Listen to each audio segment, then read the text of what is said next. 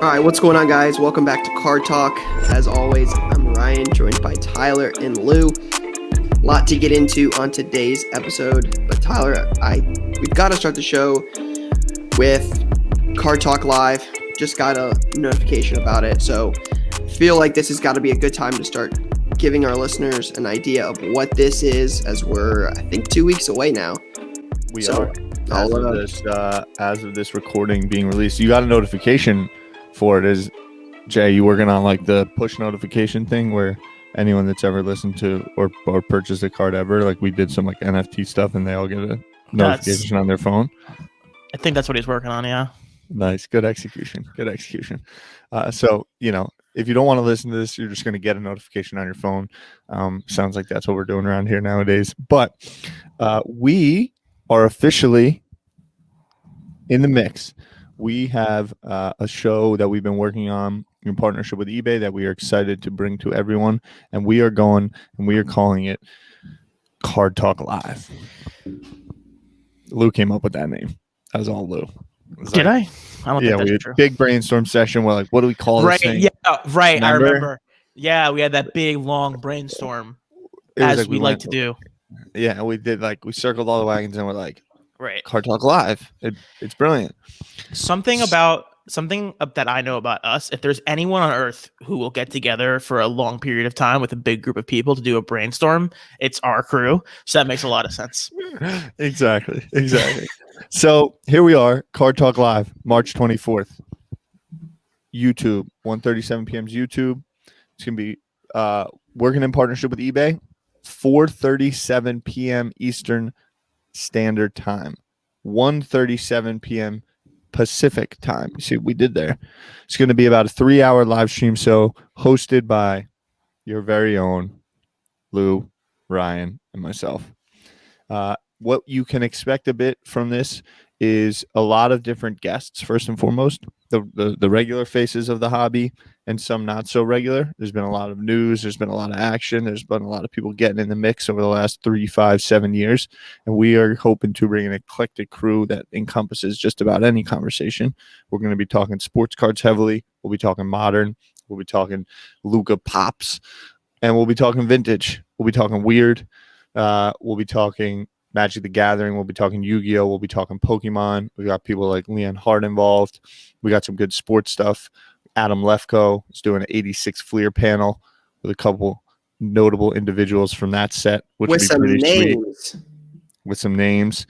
We're going to be doing some auction conversation where we're having some different of the major sellers come on and join us. We're going to highlight some of the recent things in the marketplace, some product that they're currently seeing, interview them about what they've got going on, how they differentiate themselves in the space. We've got some entertaining stuff. We're going to be doing some pack wars where we've got some notable individuals coming on. Friends of Gary's World, where we will be doing some gamified pack wars. We'll be doing some giveaways of different product.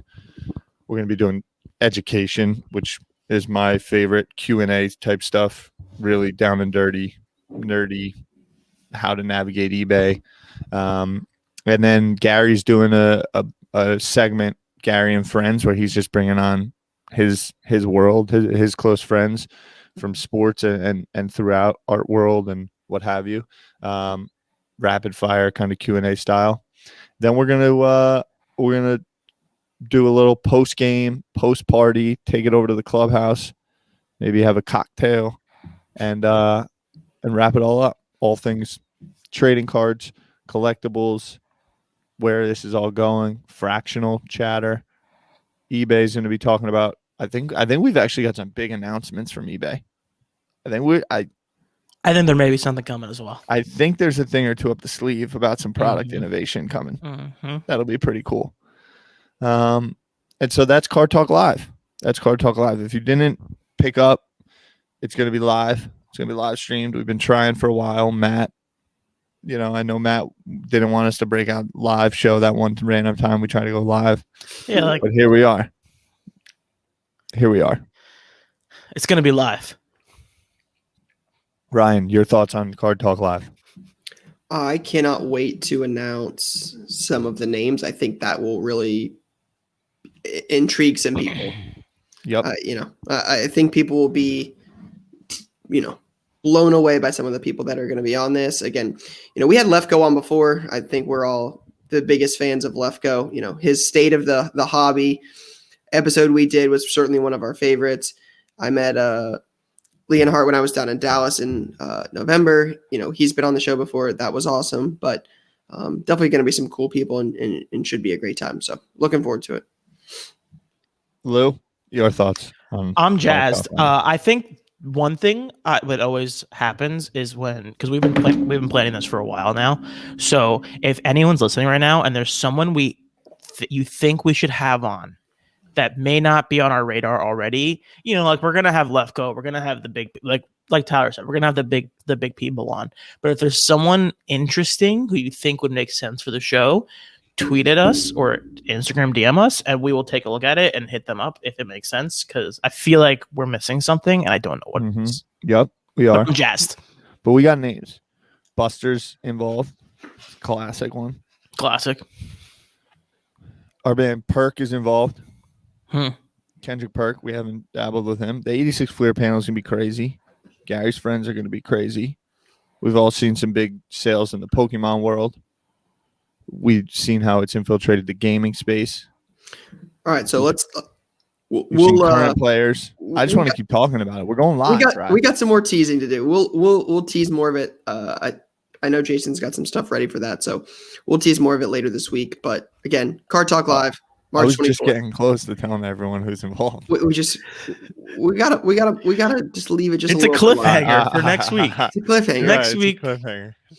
All right, so for next week. I do want to. There was a lot that happened this weekend, right? Goldin Auctions ended some major cards, a lot of record-breaking sales, and there was a lot of chatter on Instagram about this. And I want to just kind of have a discussion about what you guys think about this, what you saw, some of your takeaways, because I have seen some great stuff come from it, but I've also kind of seen some people that have consigned some stuff that weren't as gung-ho on the whole using Goldin as for their choice to sell something. But they did. I'm confused. Stick with me for 1 second. People used it to sell, and then they weren't happy about it. Yeah, I think that's what the takeaway I got from Instagram. Saw a couple accounts that had sold some things, and I think what I had noticed was, and I had commented about this because this isn't the first time I had heard this. I had some people reach out on previous auction sales that had mentioned stuff that it was mostly on cards that were like under six figures that didn't just get quite the love that the LeBron logo man, LeBron exquisite, and obviously that kind of stuff that's what Goldin is for, is just those massive, the attention they bring. But I know some people were upset with the servers going down. I know that was a big discussion, right? The servers crashed. Some people were concerned that lost interest in the items before they ended. So again, as someone that's never used it, I'm just going off of the opinion of people that have used it. I know there's some people that swear by it, right? I follow a couple accounts that send a lot of stuff there and just swear by it. So just want to get your guys' opinions on it. Is it something you would use? What did you think about the sales? Just different discussions. It was arguably the biggest auction ever, right? They did 45.2 million in sales. That's insane. It's a lot of money.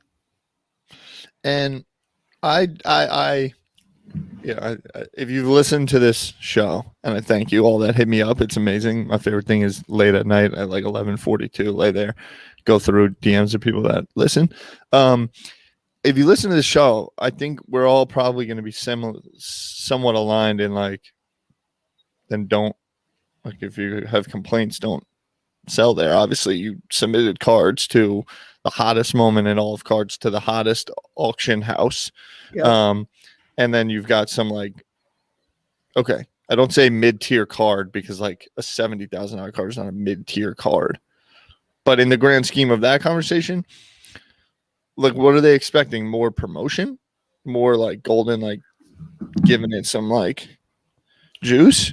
I'll see if I can find the post while you keep talking. That is what they're that is, I would think, what the issue The first is. message I ever got about it, that was exactly what it was didn't get the attention because of, PSA 8 Mantle or massive other cards like that.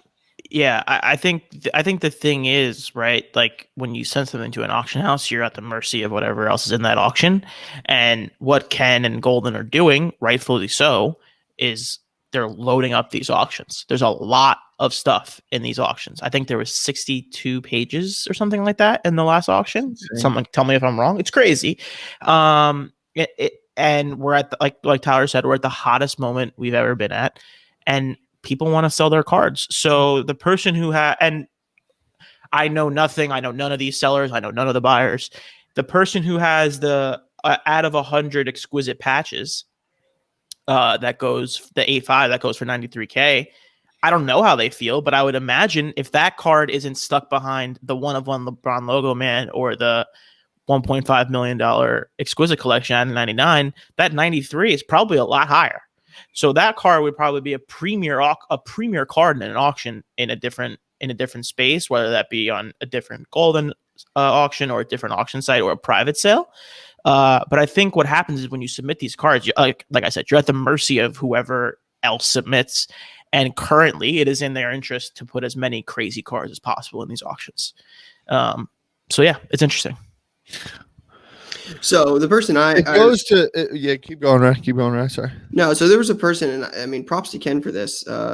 Central Valley Cards. His name's Garrett. I've known him a while. He talked about it. The pros and cons of his experience. Was very transparent about it. Some of the things he likes is Ken is a great marketer, very passionate about what he does. No fees. The ultra high end does great. Some of the things he didn't like. Having to time it up because it takes time for the auction to get listed. So if you're listing Mahomes after the Super Bowl, you might not have timed that super well. The server going down, stuff like that. And props to Ken. He responded to it about server issues, about the contract with somebody. He mentioned about grading a card he didn't want graded. So he talks about it. He says he personally answers a phone. Yeah, I mean, he seems super open about it. So, got to have props for that because, a lot of people wouldn't take that kind of criticism very well. But yeah, I think I think it's a really fun conversation and one that we have a lot. And I think about the people that listen to our podcast, and I would say a small subset might be purchasing these Goldin auctions, but not a large majority do not. Subset. So what's playing to my mind, and I want to talk a little bit about, is someone like Ryan's journey.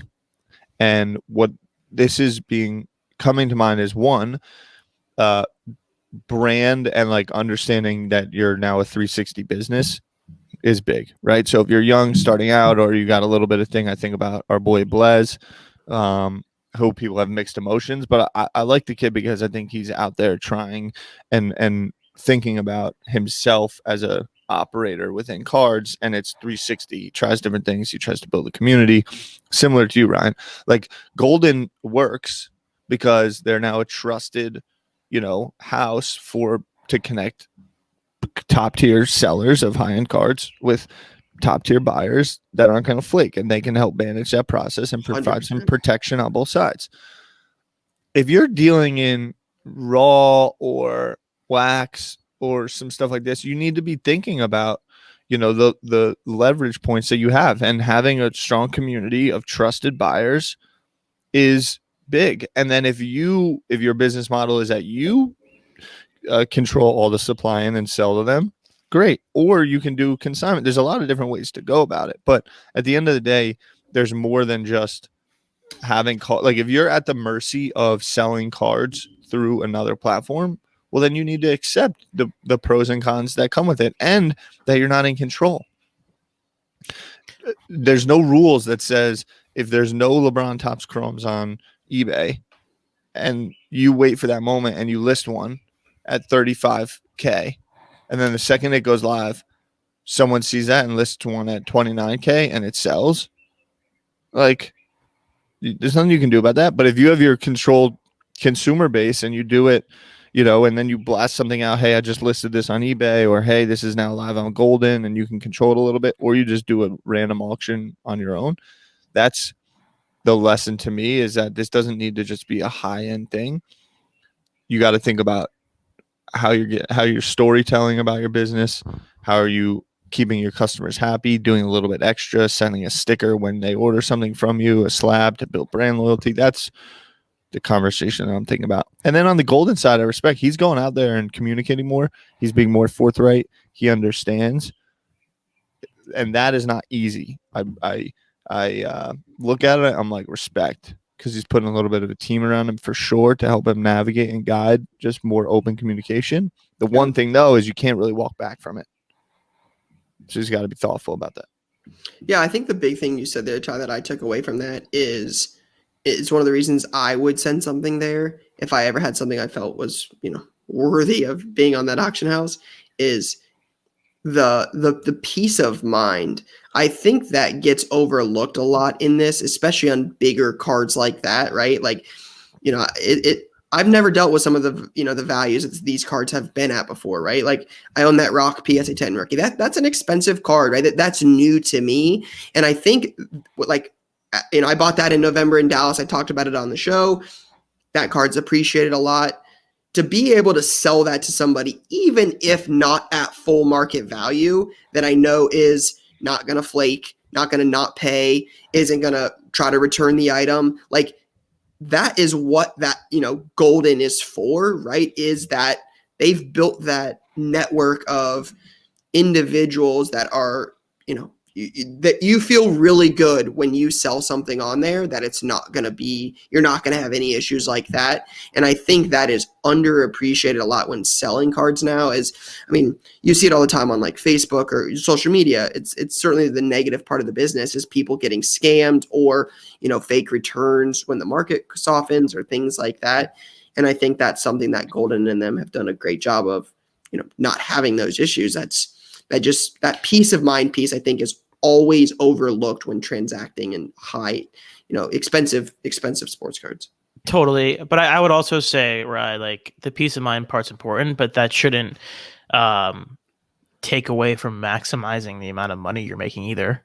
Like this is a separate conversation from Goldin in general, but like just because you're going to have peace of mind doesn't mean you should take significantly less than what you should.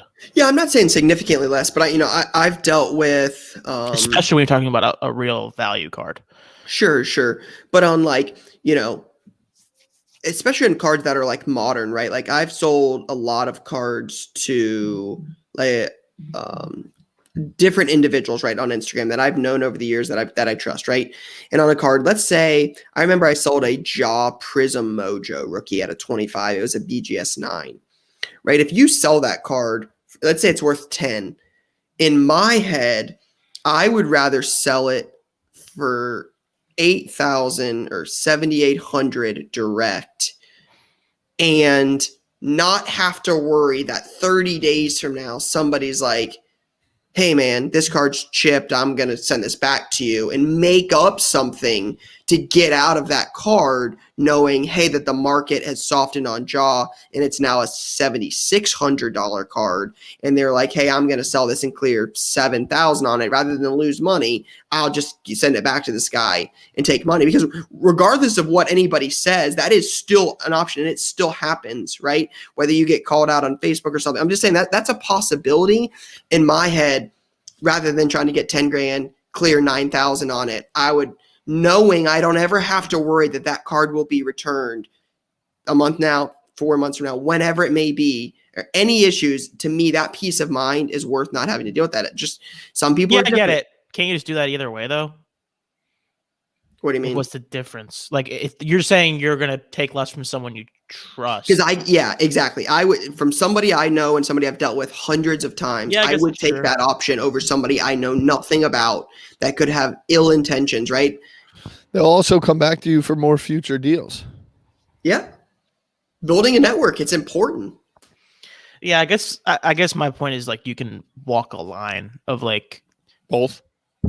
Yeah, I'm not saying sell it for 5,000 for peace of mind. Yeah, but like I also think there's a difference between And now I don't want to sound ridiculous, but like, there's a difference between 8 to 10,000 and 70 to 85. Like that's a difference. That's different money. Yeah, no, you're So not I don't wrong. know. Yeah, definitely an interesting thing to keep an eye on. I mean, the way the market is now, they're going to keep getting major pieces, and we're going to keep seeing record sets. I mean, I saw what was there the Kobe sale, the Jaw sale. I saw A all Herbert these. was crazy. I think a Herbert did Yeah. 160K or something like that. That's wild for the Yeah, like- 101 contenders. Yeah, Soccer. That's Yeah, crazy. the Holland. Yeah, auto. the Holland went crazy too. It was an orange, right? Orange Yeah. auto. Orange auto. Soccer's going to go banana land. We got Champions League today, tomorrow, the run up on Champions League, Euro Cup, Premier League. I can't speak enough about footy cards, but we can move on to the next thing, which Lou, you've been an active user of. I've got it up on my phone right now. Mm-hmm. Talk to us a little bit about Dibbs. So I love Dibbs. I'm fired up about Dibbs. Okay, what is Dibbs? So Dibbs is a 24-hour fractional card marketplace. So let me give some context points. Rally, collectible, alt, I think is another. Like there's multiple fractional marketplaces, and I'm cool. I love using those. I love Rally. Like I've been jumping into Rally stuff a lot more recently, actually. But the one quote unquote downside to those is once you buy them, you can't trade them until they open a trading window. Mm-hmm. And let's say They do I that bought every like 6 every weeks so or- often. Every so often. They decide. That's the other part is they decide when it gets opened up, and then it can trade and whatever. So the upside of a place like Dibbs is so like I put $150 into the app when I got my account. I bought $150 worth of a Kevin Durant Topps Chrome PSA 10, and literally that same night it went up 9% or whatever, and I sold my additional earnings that I made and put it into another card. So it's 24 hours. I could trade my fractions, whatever fraction I want at any given time. That's really cool. It's really, really fun. I would say something that's interesting is the values of the cards are very, very high on their website, which I think is inevitable when you're doing fractional. But it's very, very interesting being able to buy. They're being listed at high prices? Meaning the value of the cards is higher because of all the fractions. They're not listed at But that when price. they They're IPO basically them, just getting full market for them. when They're are getting they above full IPOing market them? sometimes. They do. Are They do IPO. So when like they they do the drops, is the market value, because like what you're seeing with Rally and some of these is it's less because they have to file it with the SEC. Yeah, and it's then not. I there's wouldn't say. clearance I time, wouldn't and then the say it's market goes up. ungodly higher. It's higher, right? But it's also rarer stuff. They're IPOing much rarer stuff, so it's a little bit different on like naming the price of them. Okay. So it's like day trading fractional ownership. Mm-hmm. Can you liquidate Yes. whenever you want? Yes. You can pull your US dollar out. As far as I can tell, yes. I haven't done that yet, but as far as I can tell, you can liquidate whenever you want. They also are doing things like player, like you can just buy into a player. Yeah, so I have the Ronald Acuna collection. The thing is, their library and their the amount of cards they have is a little bit limited currently. So I think it's only one card for Acuna. But I would imagine in a world where there's 3 or 4 cards, you could buy into you get a percentage of every piece of that card. And it's also funny when I'm like, yeah, I own 0.0008% of a Kevin Durant Topps Chrome. That just makes me laugh. But yeah, it's been interesting. I mean, $150 isn't the most amount of money in the world, but it's been fun to play around, and I like messing with it. And I think as they start to expand their usership, their user base, it's going to be really, really good. I talked to a few friends about it, and we always can only go off of our little group that we talk to. But I talked to a couple of my buddies about it who are not the most interested in cards, but they've done stocks since quarantine, all that stuff, and they're like, "Oh, this is cool! Like I don't have to actually own anything." And it's like a really day trading type vibe. So it's pretty cool. Are there any other companies out there that do that day trading fractional? I don't know. I believe they are the most forward in the process right now of always on trading of Fractional. It's good times. You I have check to it sign a up for a couple times a beta day. at Dibbs.io. Yeah, I signed up for the beta. I was on the wait list, and I got in. Interesting. I have 250 on the platform. Bought a couple things. Did Embiid like do something weird this past week? Because it's down 20%. I'm trying to figure it out. I thought they were in first place. I don't know. I mean, it looks like all NBA is currently down. Like Zion's down 20%. Like Luka's down 4%. People are KD's selling down the 3%. All-Star dip. Yeah, classic All-Star dip. You know what I mean? You But gotta buy the All-Star dip. by the All-Star tip. But yeah, so I think it's fun, and it's definitely newer and more limited. But I'm gonna try to get. I actually missed a drop by accident. I wanted to get into the Luka drop they did. They did like an NT, but I missed it. You guys want to talk about something real quick? No, I feel like we're doing enough talking. I'm out. Giannis just won All-Star MVP.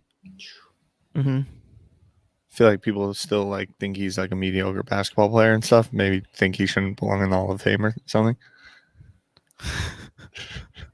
Yeah, I mean he's an all-star. He's an all-star MVP, so he's clearly a first ballot Hall of Famer. I mean, he now is the back-to-back MVP, All-Star Game MVP. Wow. MVP LeBron's all 4-0. MVPs. I was dying. I was listening to the Simmons podcast the other day, and they were talking, him and Russillo, and they were like joking about the takes. And it's like LeBron being 4-0 as an All-Star Game captain, like makes him better than MJ. It was awesome. I was dying laughing. That's amazing. One thing we also wanted to give a quick shout out to, if there's not enough people, I obviously I believe we had Chris on the show, but you guys were just giving some love to CardLadder's app before we got on here, and I'm going to go on and do a quick scan, quick check of our boy Giannis's base prism. I don't know where does that stand now. And Rye, do you want to just talk a little bit about how you use CardLadder in your day to day? Yeah, I had someone reach out or show it to me in shop probably a month ago or so, and it was like, he's like, yeah, I was checking on this. I don't remember what card it was, and he pulls it up, and I'm like, what are you using? And he's like, it's the CardLadder app. And he starts scrolling through this thing, and I gotta say, this is the coolest thing in the world. In the whole world. I love the world. I think it's super cool because like it helps so much when you're at a show, right? So like they don't have every single card on here now. They add daily, from my understanding. Mm-hmm. But like, let's say you go to a show and you're like, hey, this guy's got a Topps Chrome PSA 9 LeBron rookie, right? And I want to buy it. So you go and you can search this card on CardLadder, and it pops up, and you see the guy's got 7,500 on it. Well, CardLadder says the current value of the card is $8,050. And you can see, okay, what's it done in the last 2 weeks?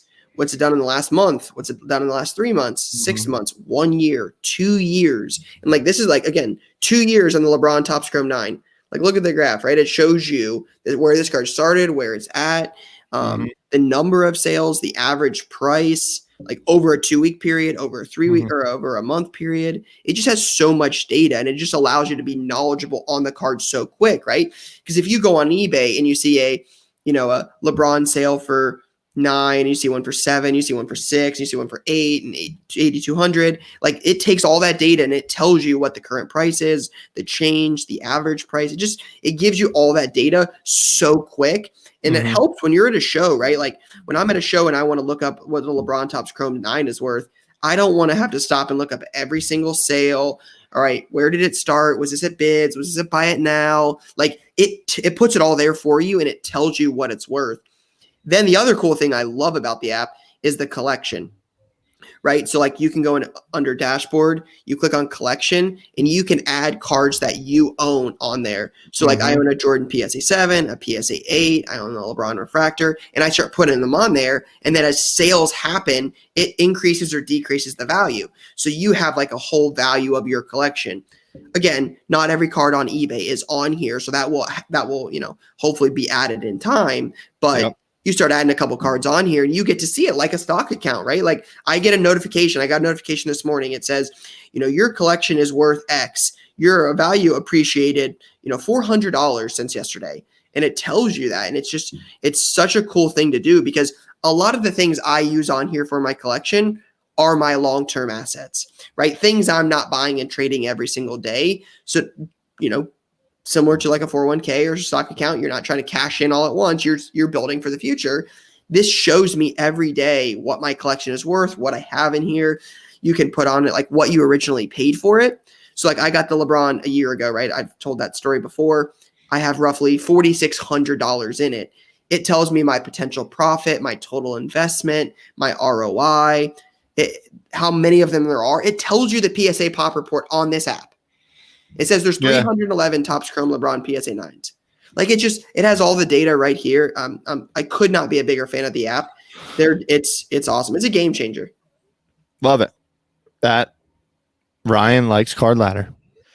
It's clear that Ryan likes CardLadder. Likes CardLadder. No, but I've used it for a while. They are quick and slick, and the app is definitely improved. But I've used it online. I've used the web. I just signed it on my phone. I pay $15 a month for the monthly, what have you. I think that unlocks certain things like the collection, certain data. But it's important to note that it is built off the back of eBay's API. And so it, I believe, does not, like sales from Goldin this past weekend would not be. They do. They put them in there. They do? They manually. Scrape? Yeah, they do. Amazing. Most of it, the black label's there. my understanding is just eBay scripts that they're pulling sales on the back end, but it's great. Yeah, great they pull those guys. They pull the big auctions and stuff like that. So it's all there. Gotcha. Yeah. Yeah. So we had, again, Chris came on there, talked about CardLadder before, but it's definitely come a long way, and I think it's an app I'm excited to continue to use and continue to see how they develop it in the future. Yeah. Dopeness. So, Lou, it seems like we're, you're the baseball guy. It seems like baseball's, getting here soon. I don't follow the baseball market as much. I'm sure Ty doesn't follow it as much either. What's on your mind here as spring training is here? Let me tell you guys something. Mm-hmm. I did an Instagram live last weekend. Or was that last week? Yeah, that was last week. And the baseball vibes were so ready to rock. Yeah, people are excited about the sport. People are excited about the sport. People are dying for the thing about baseball that continues to kill me is people are dying for it to be like fun and enjoyable. And they always find a way to make it not fun and not enjoyable. But let me say this. Baseball season is coming. The Yankees, who I hate, the Dodgers, who I hate, the Angels, who I don't like, and the Astros, who I love, are going to be very, very good. And the Padres are amazing. Slam Diego. Unbelievable. So I think the Angels are going to be good. The Angels are pretty good. I like the Angels. Wow. Ohtani's out of his mind. He pitched last weekend and he was killing. Love that. Shed. Yeah, they're going to be good. Trout go to the playoffs. They're going to be good for sure. And my boy Joey. Is this the first time that Trout's ever been on like a good team? They spend $1 gazillion every year and they're just not very good. A gazillion plus Trout, right? Correct. New Jersey's finest, Mike Trout. Yeah, shout out Vineland. Yeah, he's not from Ohio, Ryan. Yeah, eat it, Ryan. It's a stupid state. So, I just think I'm just gassed about baseball. I think baseball's fun for cards because there is the minor league aspect. We've talked about this before. I'll keep it a little bit high level. I love baseball. I think baseball cards offer very good opportunity for day trading with all of the day-to-day action that happens. So similar to basketball, something I'm looking forward to. Similar to basketball, I would say there's more baseball games though. So yeah, 100%. Yeah. Two things on my mind. One, love it. We talked about Dibbs. I want to just give a little bit of love to ComC and Star Stock on that kind of open trading aspect. Original day trader. Yep. AOGs. I guess they have a lot of raw as well, and Star Stock is still definitely in the mix. Dibbs, I guess the differentiation. Dibbs a little bit more slick on the UI app face. Star Stock definitely has more variety in cards because as I was thinking about baseball, I'm like, okay, where can you mix that in? Star Stock and ComC, to my understanding, are both good platforms to play in that baseball world. Lou, give me some quick Who do you know preseason like rookie of the year favorite for baseball? I don't want to make a prediction yet. Let's come back to it. Young talent, young hot talent in the market. That's what I was going to ask. Like, who are going to be some of those guys that are going to under the rate, like the guys who are not the main four guys? Yeah, or give the main. The main four guys. Listen, main four guys are Acuna, Tatis, Soto. Tatis, Soto. Yeah, I would say those three guys are the three big ones. So I'm thinking guys like Kalenic. Yeah, Jared Kalenic is really, really good. Who's in that that group of guys who are still in the minors and have not come up is Wander Franco. Yep. God, he is around forever. This year. He's out of control. I think he might because they're not going to be very good. So I would imagine they probably give him some burn. They traded their whole team away. Like, is this because they don't want to pay him? Yeah, I mean that's how baseball works. It's all power. Dumb. So you're telling me like it would be the equivalent of an NBA team having a starter worthy player just playing in the G League. Zion not playing. Correct. No, not playing in the G League.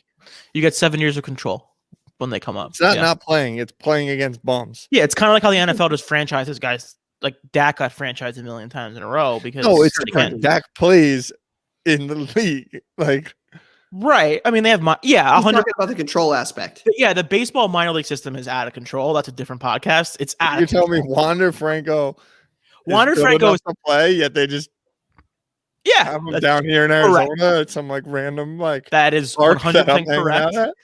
He is fully ready to rock, and they don't bring him up for dollars and cents. Period. Terrible. Yeah. What about Lou Bob, the guy who's got a nickname but never? He's up. He's ready to rock. Like Lou Bob. Well, he's been up. You're incorrect. He's been up. He's good. Okay. He's up. He's up to bat. Look, let me say. Let's talk about it. Let's tear it out. There's Tatis, Soto, Acuna. Then there is Luis Roberts, Yordan Alvarez. People will put Gleyber Torres in that category as well. I was going to say, give me a Yankee. Yeah, Gleyber. The minor league guys are Franco, Julio Rodriguez, Jared Kelenic, Alec Baum. The first three you mentioned. Alec Baum, I guess, comes up. You're going to get flamed in the comments for missing someone, right? Of course. This is what happens. So, yeah, I would say those are the main guys. I mean, obviously, I talked about Joe Adell a million times. He'll be up this year. Joe Adell played a little bit last year. Where does he play? Angels. The Angels. What position? Outfield. He's a beast. Joe Adell is one of those guys that didn't have like the Bowman color autos, right? Correct. Like where they were super short printed and his base autos helped for a lot because he doesn't have color autos. Mm-hmm. Yeah, so there's that. And then people always ask about pitchers. No one cares about pitchers, but like, who's the best pitcher in the league right now? The best pitcher in baseball? Yeah, starting Trevor pitcher. Bauer is probably up there. Where's my guy Steven Strasburg nowadays? I would say he's not finished. But he's he's on the back end. He might make it's getting late early. Push for the team. He just won World Series MVP last year. It's getting late early. I'm aware. Hold on. You can have a good series and not win World Series MVP. He's not the reigning World Series MVP. Like the year before. So the Dodgers ago, he's hurt all the time. How did he pitch last year, Ryan? Do you know? No, I don't. I'm just saying. Okay, so then you don't know. My guy just said he's washed. 18 months after World Series MVP. That's not what I said. Let's be clear. I yelled at. You said late early. I said he's not finished, but it's gonna get late early. There's a difference. There is a difference. But it feels like he's gonna just kind of wallow into the start of this season, and then he's gonna be a key piece on someone going to the World Series. Sleep on the Nationals. They think they won the World Series and they had a bad year last year for a lot of reasons. Was Juan Soto hurt? He was hurt a little bit. They just had a tough year. Last year was weird. It was 70 games. It doesn't even count. Fake season doesn't count. What? If you could buy $500 worth of baseball right now, where are you putting your money? Right now. You personally, where are you putting $500 worth of baseball? I am probably buying. Like if you had to win Stump the Shot. I would buy some Bo Bichette Topps rookies. Topps rookies meaning what? Dial into that flagship. Topps Series 1. I believe it's Series 1 2020. Topps. Okay. Bo Bichette. I like flagship. He plays shortstop for the Toronto Blue Jays. What does flagship mean? Flagship is the paper product as opposed to the Chrome product. Interesting. You like paper more than Chrome. I've always liked paper more than Chrome. Chrome is insane, super expensive stuff. But I've always liked Flagship more for baseball. Interesting. Rye, where's your head at on that statement? Nah, that, I mean, I would agree with Lou in terms of like, I would assume that baseball collectors like that. Baseball's always been paper. It's been around since, Yeah, the it's the 50s. OG. Chrome, Yep. Chrome sells higher. I'm pretty sure prefer the Chrome Tatis. I'm pretty sure Tatis tops Chrome is like $400. I think 10 Soto 10 Chrome is over 500. Yeah, I that need a sounds Soto right. 10 Chrome in my life. Ty, you have any? If you're putting a couple bucks in a baseball, where are you putting it? Any thoughts? If I'm putting a couple bucks into baseball, it's probably some fractionalization of Trout. Is probably what That's not the question. It's today's market. It's an answer. If that's Why is okay, it fine. not? I thought we were talking about $500 on a player. Fractionalization. cool. $500 into Fine, some form of whatever. ownership of my I Trout. mean, the What? rules change. Look. It's out of control. No, the rules don't change. I'm not an experienced investor. I'm trying to go, low risk, low-ish reward. Like Trout, is going to do his thing. If I was being biased, maybe I had a Pilsner and it's Thursday or Friday and I'm like, what am I doing? I'm like, who's the hot Yankee? Give me some action. Sounds like I'm going in on Gleyber Torres. But isn't there another guy Who? on the Yanks? Give me something else. Dominguez? They've always got. Well, the Dominguez is the next big thing. Like Dominguez. 17 or 18. Is it Jason? Is that his name? Yeah, Jason? two S's, double S.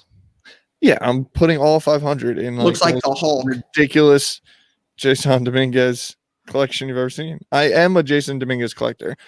I don't think everyone knew that before coming into the episode. Now they do.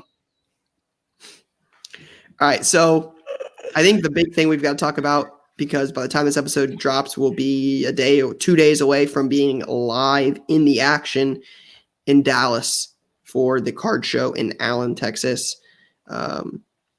We did an episode live there last time, and it just seems like I went November. It was busy. We all went in January. It was really busy. This is going to be the closest thing any of us have seen to a national without being at the national. This is going to be nuts. I've heard they've sorry, Ty, to cut you off. I heard they added another room with more tables. Like I heard there's like 650 dealers or tables. Like they're expanding it even more in the same area. They're like maxing out the table space. This place is going to be packed. We're coming in hot. We got 3 tables. We didn't have any in January. We got 3 tables. We're setting We're moving up. We're setting up shop. We got cases. We just reserved them. Jason, nice work. So we're going to be selling. We're going to be selling some cards. We're going to be doing some buying, some selling. We've got some nice flags and random stuff to kind of signal where we're at, what we're doing. Card Talk, we're here. We're going to be going media heavy. So we did the one interview. We did some reels. We did some stuff. But now we're going like Radio Row, Super Bowl style. Mike is always on, catching the vibes. A lot of content. Jason's going to be busy. Then we've also we're going to be selling some apparel, some merchandise. We've got, the infamous Charizard Can't Tear an ACL shirts that we only sell on the ground because, we might get in trouble by our lawyer or something like that. But we also have fresh coming up. And Jason, we should think about showing these to the world. The Make a Play tees. Make a Play tees are here. And Make a Play tees are going to be hot in Dallas. A lot of make a play opportunities in Dallas. Some dollar boxes. We talked about that last time. Dollar boxes, quarter boxes, $5. Soccer dollar boxes are Harvey Barnes for days. Then I brought 3 Card Talk mats that we'll give away, maybe one a day. That's random. But then also what people don't know about is we have that episode we're filming in the Permian Panthers locker room. We're going live from Friday Night Lights, the home of Friday Night Lights. This is news to me. I've definitely not been made aware of this. High school football, baby. You got to get this Panini Under Armour All-American games. Scout some local talent. But yeah, like Tyler mentioned, we'll be selling cards. Wait.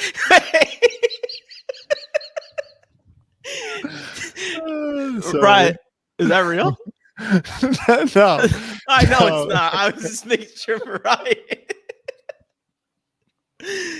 Oh, Ryan. I mean, I was like, I've definitely not been made aware of this. Take it away. I apologize.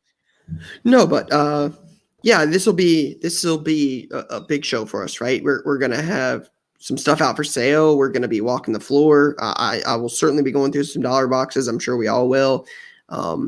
Making some plays. We'll be, Plays matter. create some content, right? Like, you bought this card. Why'd you buy this? Hey, why do you listen to the show? What do you like? Like, we'll be interviewing people.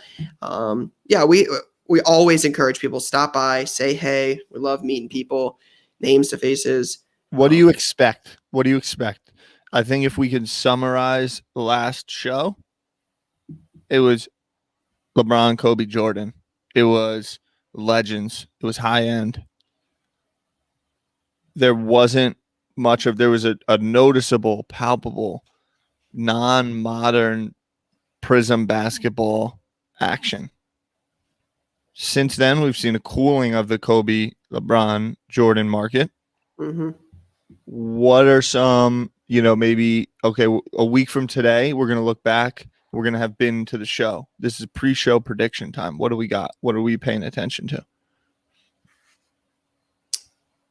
Pandemonium. The volume of people in this room will just, I think it will like shock people, right? We went to the last one. It was packed. This will be way different. The sheer volume is going to just, I mean, the hotel sold out like a month ago for tables. I know. I'm like down the street at some like me and Tyler random rando like Hyatt. In the middle of Texas. Yeah. I think that's I'm not anticipating it being like last time where it's all Jordan, all LeBron, all that stuff. I think this is going to be closer to the National, right? Where just everything sells. There's just buying, selling, dealing all the time because we're all here, we're all in person, and people are just looking to make a play. Make plays, yeah. And there's going to be a little bit of a gear up for National. Lou, what are your thoughts on this? If I had to guess, I think it's impossible to guess because I would have never guessed that coming out of that show, it would have been something crazy like Marvel. Yeah.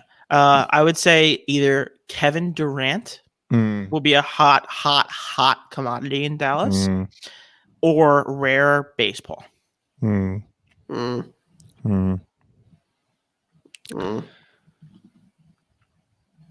I say it or should I say it? What? It's proper football, man. We can be in there. I got a couple kits. I packed a couple kits. I'm coming out like old school National with the United jersey on. I might have an Argentina Messi kit. Just saying. I'm looking for 2016 Topps Chrome, 2016 Select. I don't know if the Mbappe is actually 2017, not 2016. Topps Chrome, I believe. Rashford 2016. I'm gearing up for the Euro Cups. Kevin De Bruyne. I'm gonna be their vintage soccer. Anything raw I can pick my hands up on. Just the greatest game on 2 feet. That's what I'm going for. That's what I'm going to Dallas for. I'd argue bowling is better than soccer. That's an all-time take right there. I love bowling. Yeah. I'm also excited for golf product coming soon. All right. So again, stop by, see us in Dallas if you'll be there. Cannot wait for that. But last but not least, we got the latest launches. Again, giving you guys an inside look at what's coming this week. It's another big week. Last week was full of stuff. Ty actually left us early. Lou, appreciate you sticking around, chatting with us on that one. Someone's committed, someone's not. But we've got Revolution Basketball, Donruss Choice Basketball, Panini One Football, Prism EPL Breakaway Soccer, so kind of like that fast break disco type. Yep, disco type look for Prism Soccer. Then you've got Donruss Baseball. So, Ty, Lou, any thoughts on this stuff? Revolution. Galactics. Speaks to me the most for sure. Galactic LaMelo Ball. Panini I'm jazzed. Prism EPL. Yeah, breakaway soccer. How's it been doing for you in the shop, right? We've moved quite a bit of it. Yeah, Prism, I mean, soccer's what I've hot. heard, soccer's hot, but I've heard the product is like once opened, a lot stuff's expensive. I think that both the Prism products over time, when they're able to breathe, it's tough for kind of like rookie hunting in the Premier League. Like you have to be so next level, out of this world good. Mason Greenwood, arguably the hottest, rookie or prospect in that set. Arguably, as a biased Manchester United fan. One, it's not necessarily his rookie, and two, like he's not like bursting onto the scene like in a crazy way. So I just think that stuff takes time for young kids to develop, especially in the Premier League. And so for that product, I worry in the immediate we could see some drop in prices from where initial cards are going off, singles, etc. But over time, there will be some gems, some rookies that come up and really build nice careers, and I think it'll be a good product to look back on. Also want to give a shout out. There was a podcast, which we'll give some love to maybe on IG stories or something, that had the conversation with Panini, and it sounds like they're doing Mosaic one-offs for like La Liga and some other stuff, which I'm pumped. I'm really pumped. Oh, I think they're doing a Mosaic. They're doing a new Euro. They're doing another 2020 Euro product. I think it's Mosaic. Pretty pumped about that. Interesting. Yeah, I'm excited for Donner's Choice basketball. That's typically where you can get next day autos a little bit more consistently. So be curious to see if they still have the next days in that.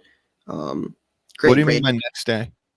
So it's a one of the first basketball autos that's released each year. So look up a Luka next day. It's probably a, without looking, $50,000 card, $40,000 card. Jeez. But yeah, the next day autos are why great. is it called next day?